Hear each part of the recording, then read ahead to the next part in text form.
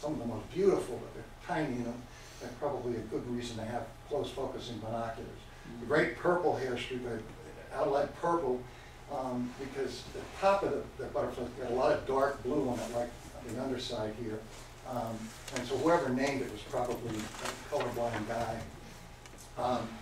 He's nectaring on white ball acacia in this particular case.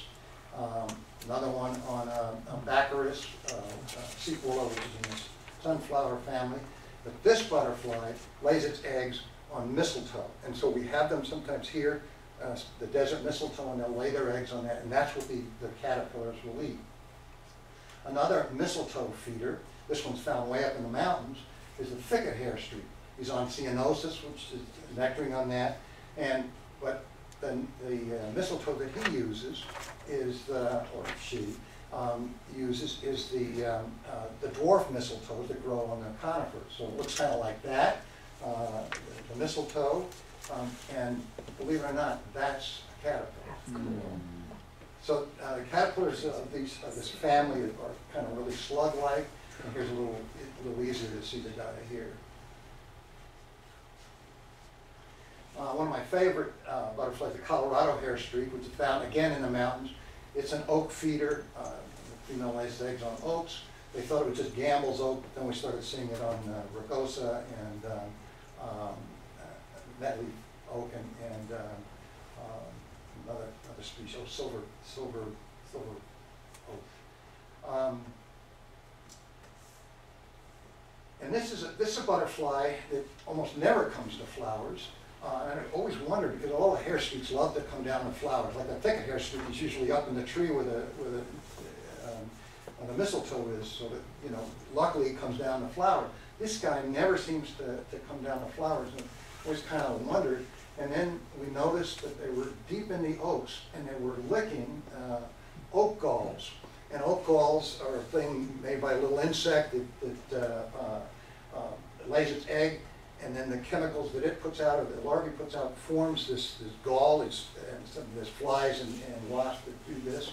In this particular case, this oak gall, and they're full of sugar. And the larvae of the thing that makes the gall is inside there, so he's protected, and he eats all the sugar that he's caused this plant to produce. And it turns out there's a number of butterflies I found out later that use that, and that's their nectar source. That's where they get their sugar water for energy.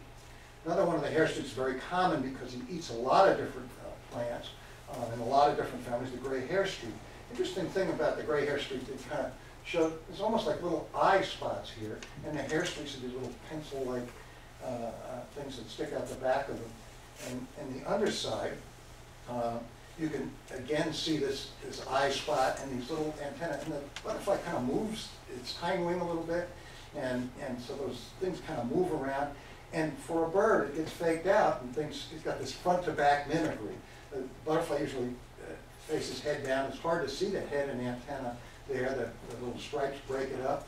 But meanwhile, if you're a bird, wow, you see that up front, and you say, wow, what's that? It looks good and big and good, juicy.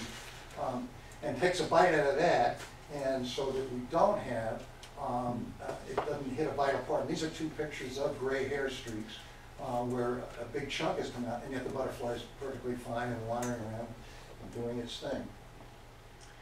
The blues are the other group that are subfamily within these gossamer wings. This is the world's probably smallest butterfly. It's only about less than 3/8 of an inch across, the male. And you can see that that's a flower of a buckwheat, so it's really a tiny little guy. The blues are called blues because on top they're blue, but usually underneath they've got really great patterns that enable us to identify.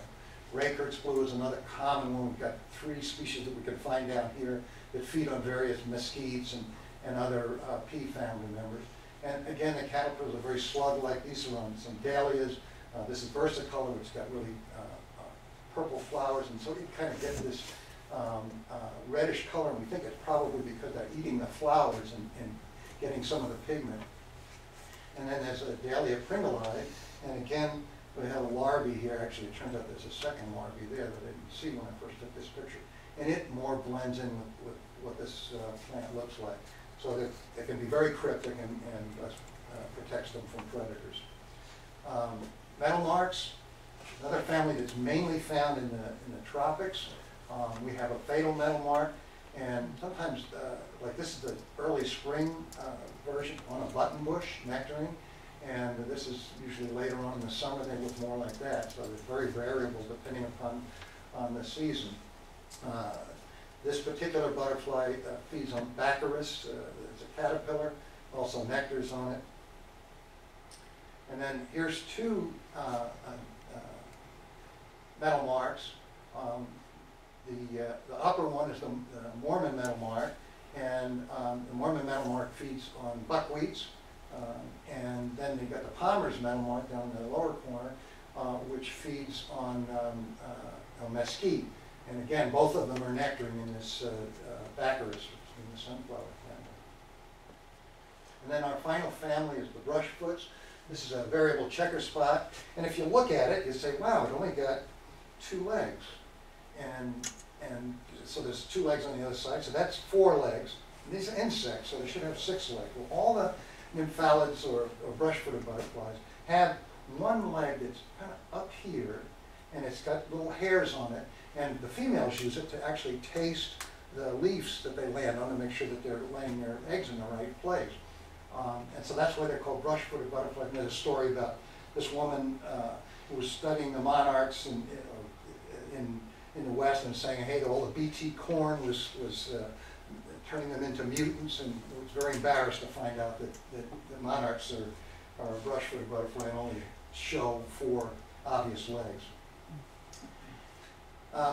We have locally a checker spot called a black checker spot that we just found in Pima County a couple of years ago when wandering around the Catalina Mountains. And again, it's on yarrow and thistle, 2 sunflower members, although it lays its eggs on paintbrush.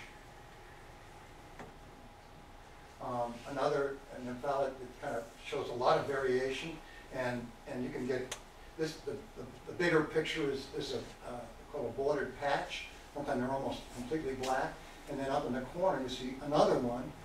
It could even be from the same brood, from the same female's eggs, which got a lot of orange on it. So they vary all over. Both of them nectaring on Baccharis, which turns out to be a really good nectar plant. And these are all male plants, which male plants seem to grab more butterflies than the females, which I don't quite understand how the plant gets pollen.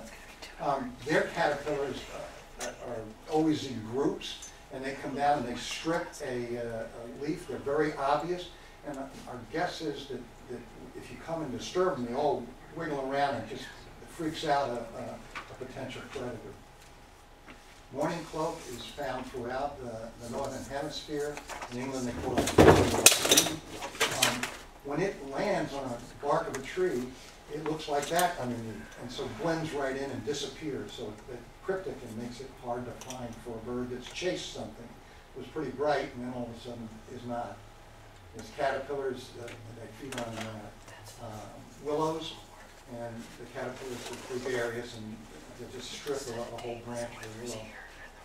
Painted lane is a very common butterfly, and they sometimes emerge in great numbers. They're found almost throughout the world. Some people call them cosmos.